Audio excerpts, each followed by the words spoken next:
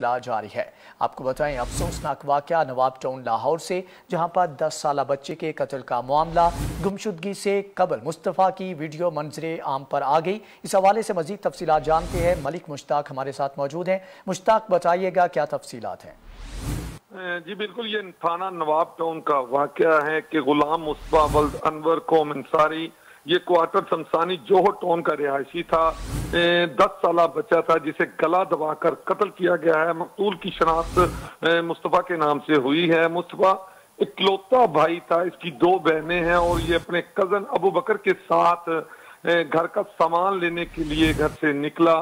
चूंकि सामान दुकान से नहीं मिला तो अबू बकर वापस आ गया, जबकि मुस्तफा ने कहा कि मैं अगली दुकान से सामान लेकर आते हैं। 3 घंटे मुस्तफा जो है घर वापस ना आया तो घर वालों ने इसकी तलाश शुरू की। घर के पीछे एक जेर तामीर इमारत है, प्लाजा है, जहां से मुस्तफा की लाश मिली और शुबा ये जाहिर किया जा रहा है कि इसे गला दबाकर उसके साथ ज्यादती की गई है। चूंकि तमाम पुलिस की फॉरेंसिक टीमें और पुलिस की जो नफरी है वहां पर पहुंच गई है और बच्चे की लाश को पोस्टमार्टम के लिए भिजवा दिया गया है, जबकि अभी तक मुल्जमान की जो तलाश जारी है। आपको बताते चलूं कि आपका बहुत शुक्रिया।